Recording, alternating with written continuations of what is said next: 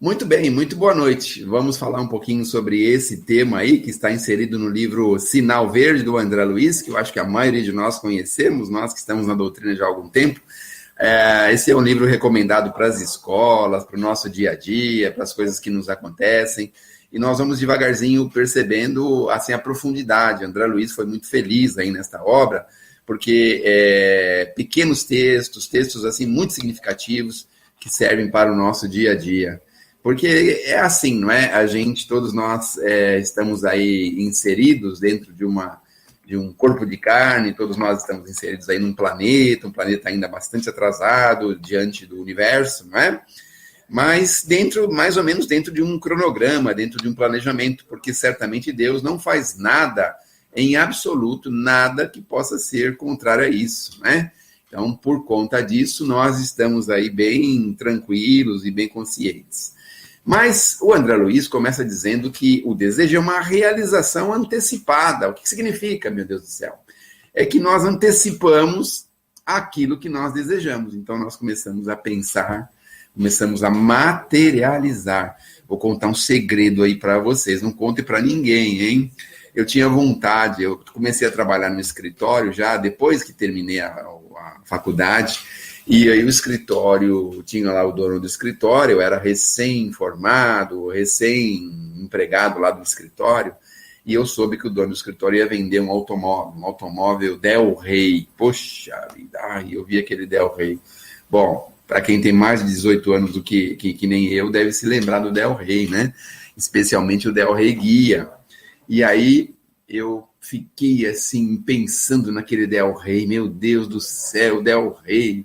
E aí eu fui lá falar para ele, o senhor não vende para mim se Del Rey, meu Deus do céu, não, mas eu preciso do valor e aquilo e outro, mas eu tenho um Fusquinha 66 que eu posso vender. Mas você tá louco, rapaz, que Fusquinha 66? Você vai vender, não vai comprar nem as rodas do Del Rey. Bom, eu tive que passar adiante, tive que engolir seco e deixar ele vender o Del Rey. Não pude comprar, porque estava bem fora do meu alcance. Mas o desejo foi tão grande, mas tão grande, que aconteceu? Eu comecei a realizá-lo antecipadamente. E aí um dia fui convidado a trabalhar numa empresa, e qual não foi a surpresa? Tinha um Del Rey nesta empresa que estava lá por conta de uma apreensão judicial. E eu, então, fiquei rodeando aquele Del Rey, olhando para lá e para cá, levantando a capa, abaixando a capa, até que eu tive uma ideia. Aí, nessa ideia, eu falei para o dono da empresa, olha, o carro não pode ficar parado. Então, aí ele disse, é verdade, você pode ligar pelo menos uma vez por semana. Aí ia lá, ligava, o Del Rey sentava no Del Rey, abaixava o vidro, levantava o vidro, aí jogava água no para-brisa, assim, ficava ali dirigindo o Del Rey, não é aquela direção, assim, que parecia uma pena de pavão para lá e para cá, uma coisa, assim, impressionante. Eu sei que o desejo foi tanto que rodando, eu acabei ficando com esse Del Rey. Só que eu vou dar uma sugestão para vocês, tomem muito cuidado com os desejos de vocês, viu? Porque eu tive que ficar com esse carro por mais de 20 anos, acredita? 20 anos. E aí, quando eu consegui me desembaraçar dele, regularizando documentos e tudo, gastei R$ 2.000 para consertar, para arrumar os documentos. Os consertos nem conto, né? Porque o carro já tinha era de 88, imagine. 2008 já tinha 20 anos. Então, eu já tinha comprado um segundo ou um terceiro Del Rey só de conserto. Mas quando eu consegui arrumar os documentos, aí coloquei aptos à venda, eu vendi por nada mais, nada menos do que R$ 1.300. Então, cuidado, porque os desejos são uma realização antecipada. Nós, quando queremos, nós mentalizamos, aí nós mentalizamos, nós começamos a agir. Com a nossa ação, nós vamos atraindo, e com essa atração, nós acabamos realizando. Então, é assim, como você pensa, você crê, e como você crê, tudo será. Mas vamos colocar o desejo num outro nível, no outro patamar. O desejo de passarmos, por exemplo, por esses momentos tão difíceis que estamos vivendo. Que desejos são esses de todos nós, não é mesmo? E olha, quanto mais desejo nós impormos a isso, mais rápido nós passaremos por esse problema. Então, é importante nós continuarmos desejando a cura, a solução desse problema. Nós temos ouvido aí que pessoas estão muito empenhadas em resolver isso de uma forma definitiva. Então, nós precisamos empreender esse desejo de cura, de melhora, de uma situação melhor. Quando a gente andar na rua, ver aqueles carros, tem um desejo de voltarmos ao normal. Isso não pode nos prender, nós não podemos nos acovardar, nós temos que vencer isso. A nossa ciência tem muita capacidade, nós estamos em muito boas condições. Então, nós vamos desejando e isso vai acontecer, porque tudo que nós desejamos, tudo que nós vivermos, tudo que nós anteciparmos, acontecerá. Mas é claro, aí está o grande alerta, também por um outro lado. Qual é o outro lado? Quando também a gente deseja outras coisas, coisas infelizes, coisas degradantes, coisas ruins, não é? Há pouco estava conversando aqui com alguns amigos e falamos que nós, às vezes a gente tem um desejo, por exemplo, de pegar alguém pelo pescoço, né? Não temos esse desejo. Eu, particularmente, tenho isso quase todo dia, de pegar um, assim, com muito amor, assim, pelo pescoço, não é? Mas esses desejos são perigosos, são complicados, porque nos colocam em situações bem constrangedoras. Se nós pudéssemos começar a exalar em nós sentimentos mais nobres, pudéssemos fazer muita força para desviarmos dos nossos pensamentos, ideias malsãs, nós, obviamente, viveríamos numa condição melhor. Então, no campo do desejo, é um terreno que o espírito vai trafegar, vai andar, é uma cultura, é uma plantação. Então, dentro dessa plantação, cada um de nós é livre para plantar, mas nós somos também responsáveis pela colheita. Então, nós vamos plantar o que achamos que devemos plantar pelos nossos desejos, mas seremos praticamente, ou diríamos obrigatoriamente, seremos obrigados e seremos responsáveis pela colheita. Então, nós adoramos uma rosa, por exemplo, mas na hora da colheita, a rosa requer muitos cuidados, porque tem muitos espinhos. A algodão, por exemplo, diz que o algodão também, a colheita do algodão é uma coisa terrível, porque machuca muito a mão do lavrador que está ali colhendo o algodão. E outras mais, não é? Então, é preciso nós aprendermos a desejar o bem. Temos uma pessoa com antipatia, com dificuldade, por que não desejar o bem desta pessoa? Por que não criar a atmosfera favorável para que essa pessoa se liberte daquele mal, abra o pensamento, abra o coração e passe a agir de uma forma melhor, de uma forma mais cristã, de uma forma mais bonita. Então, o desejo também serve para nós modificarmos a atmosfera ao nosso redor. Então, a nossa casinha, por exemplo, nós não desejamos morar numa casinha bonitinha, numa casinha agradável, e isso se dá como? Se dá com os nossos pensamentos que nós vamos pensando como fazer, que tipo de móvel ter, que tipo de quadros manter. Nós vamos vendo e vamos percebendo isso, e vamos sentindo isso. Então, precisamos aprender a desejar, mas a desejar para o bem, porque desejando para o bem, o que nos acontecerá na nossa colheita? Obviamente será para o bem. E com relação às coisas e às pessoas, nós vamos percebendo também. Então, nós podemos já semear o amor, semear a bondade ao nosso redor, a bondade junto aos nossos semelhantes, mesmo diante, por exemplo, de um malfeitor. Mesmo diante do malfeitor, nós podemos semear o bem através de bons pensamentos. Às vezes nós vemos ali uma pessoa difícil, que nós temos até uma espécie de antipatia com ela, nós podemos pensar no bem dela, desejar o bem dela. Às vezes conhecemos ou temos em família alguém atrelados ou vinculados ao vício, à química. Nós precisamos começar a desejar a libertação dessa pessoa. Então, aqueles pensamentos, é uma pessoa difícil, não consegue, não vai conseguir, nós temos que vibrar e pensar e desejar o contrário, que ela vai vencer, porque nós venceremos o mal. Pode demorar, mas nós vamos vencer o mal. Então, nós não podemos esquecer que o tempo dos nossos bons desejos, eles são o tempo também dos mesmos maus desejos. Então, o tempo que um malfeitor gasta, por exemplo, para agir em oposição a Deus e às leis do Criador, veja que coisa bonita que André Luiz nos fala. O tempo de um malfeitor é exatamente o tempo de um benfeitor. Então, um gasta para sublimar a vida e o outro gasta para opor-se à vida. Veja que coisa interessante. Então, nós precisamos usar o tempo na melhor forma possível. Este é o que nós precisamos estar conosco.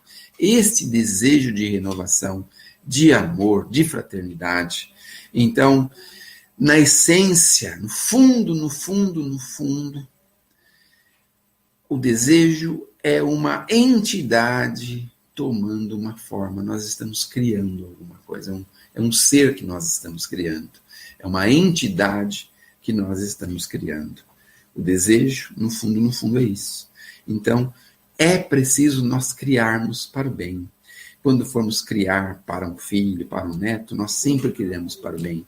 Mas precisamos aprender a criar também para o bem, para os filhos e netos dos nossos inimigos ou dos nossos contrafeitos. É preciso criarmos para o bem aquelas pessoas, morador de rua, por exemplo, uma pessoa que está aí perdida, que está aí totalmente fora do eixo, criarmos, vibrarmos e desejarmos o bem, que ela se aclare, que ela se melhore, que ela se modifique, que ela se ampare, que ela encontre caminhos e que se coloque dentro de uma harmonia para buscar uma renovação, uma melhora. Então nós podemos criar, mesmo naquele serzinho mais abjeto, mais difícil, nós podemos criar para ele algo bom, algo positivo.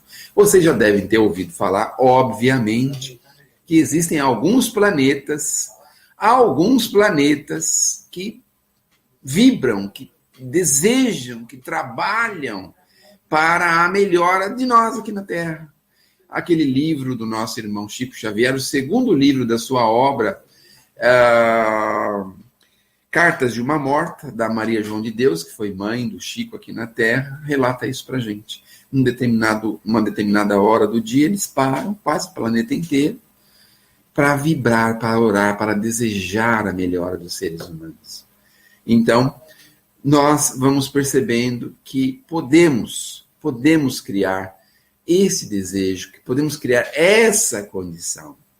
Então, eu acho que nós, que já temos um pouquinho mais de 18 anos, né, já sabemos que, na verdade, a nossa vida, ela é o resultado das nossas escolhas. Então, se conseguirmos escolher bem, estaremos vivendo bem. Se resolvemos escolher mal, estaremos, obviamente, vivendo mal. Então, aprendendo a escolher.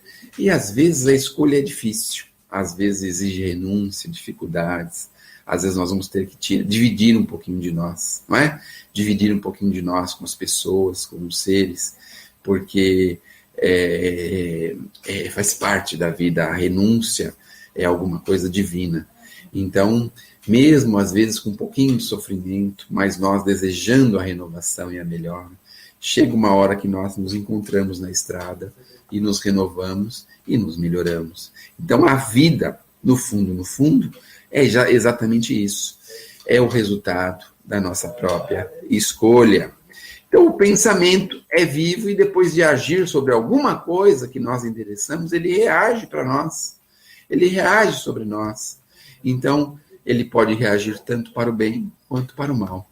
Já ouviram falar que nós podemos sair de uma situação de uma forma bastante, como é que eu posso dizer assim, bastante altruísta, quando as pessoas nos desejam o bem na despedida, nos abençoam, por exemplo. Então, às vezes, a gente tem aí aquele ímpeto, aquela coisa forte própria dos seres do planeta Terra, né? Aquela animosidade, aquela animalidade, aquela coisa forte, mas nós podemos abençoar. Nós temos uma passagem curiosa do Chico exatamente nesse sentido. Quando ele foi chamado, foi procurado, e ele ele não queria atender a pessoa. E aí o companheiro espiritual lhe deu uma grande lição. Atenda, Chico. E aí ele atendeu, e conforme a pessoa o agradeceu ou abençoou, o companheiro então lhe disse: olha o que sai dela, do ser dela, da boca dela, dos pensamentos dela. Então ele via assim algo bonito, uma energia bonita, alguma coisa bonita que saía dela em direção a ele. E aí o companheiro fala: imagine se ela estivesse te amaldiçoando. Então é muito melhor nós sermos abençoados do que sermos amaldiçoados. E aí vai uma dica, né? Às vezes alguém nos pede algum recurso, alguma coisa, e às vezes a gente, com aquela forma de educar as pessoas, de sermos enérgicos, de sermos justos, a gente prefere ser amaldiçoado do que ser abençoado. Então tem situações, claro, que nós precisamos ser mais francos, precisamos agir com mais pulso, com mais energia, mas a maior parte delas, especialmente quando se refere à caridade, nós precisamos entender que precisamos sair daquela situação da melhor forma que for possível. Uma outra coisa que é muito interessante, que esses dias também eu também conheci, e fiquei muito contente de saber isso, é que eu descobri um vídeo de uma pessoa que tinha se disposto a resolver uma briga de trânsito. Eu falei: opa, esse eu quero ver, não é? Então, como resolver bem uma briga de trânsito? Vocês estão curiosos para saber isso? Será que eu devo falar? Não sei, estou pensando aqui. Bom, vamos falar. E aí eu fui assistir o vídeo, e qual não foi minha surpresa? A surpresa foi a seguinte: ele foi mostrar, olha agora, atenção, aí tava lá os dois se desentendendo no carro, um em cada carro, um querendo fechar o outro, aquela coisa, trocando elogios, aquela coisa. Daqui a pouquinho fala: agora, olha como é que resolve. Aí um fez lá um desafio, ou fez lá uma malcriação maior, e encostou o carro assim, e falou: agora assim, assado, coisa e tal, e coisa. E aí falou: agora ele vai resolver. Veja como é que ele vai resolver. Eu estava esperando assim, aquela coisa, né? Não sei lá, vai jogar uma bomba no outro carro, vai, sei lá, fazer alguma coisa assim, próprio de quem mora na Terra, né? Que nós somos assim mesmo, né? Queremos ver, às vezes, coisas tristes.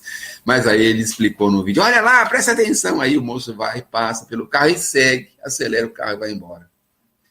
A melhor forma de resolver o problema de trânsito era essa: acelerar e ir embora. Deixar para trás a desavença, o desequilíbrio, né? Então, esse é o desejo que nós temos para todos nós, não é? Porque de vez em quando a gente perde o equilíbrio, e aí a gente faz questão de continuar, insistir, criar aquele clima terrível, difícil, complicado. E, na verdade, nós podíamos se livrar disso de uma forma tão fácil, e tão fácil que a gente não acreditava, né? E, no fim, tivemos que mudar dessa forma. Muito bem. Nós vamos vendo aqui no final da mensagem que o pensamento é vivo, depois de agir sobre um objeto que se endereça, ele reage sobre a criatura, não é? Então vamos buscar sermos abençoados, porque ser amaldiçoado, acho que nós já estamos muito acostumados, não é? E aí Jesus termina dizendo: procure e achará, o que equivale a dizer: todos nós encontraremos o que desejamos. Bonito, né? Encontrar o que desejamos. Que possamos ter bastante força para o desejo maior, para as coisas maiores da vida, e que possamos viver com qualidade e em condições muito melhores. E nós vamos finalizar com uma poesia da Alta de Souza. Acho que nós temos mais 1 ou 2 minutinhos aí. Então nós vamos terminar com aquela poesia chamada Caridade, de Alta de Souza. Glorificada seja onde fores, mãos que te fazem sol, apoio e ninho, mão que converte lágrimas em flores. Deus te abençoe os gestos de carinho. Nunca enxerguei a forma do teu culto. Fito-te a luz que passa e enquanto exulto, vejo que o mundo se aprimora ao vê-la. Caridade és o dom que nos irmana, o amor de Deus na inteligência humana, uma estrela engastada noutra estrela. Alta de Souza, Francisco Cândido Xavier. Que Jesus nos proteja, nos abençoe e muito, mas muito em breve vamos estar juntos. Muito obrigado pela oportunidade. Nós voltamos lá a palavra para o nosso irmão.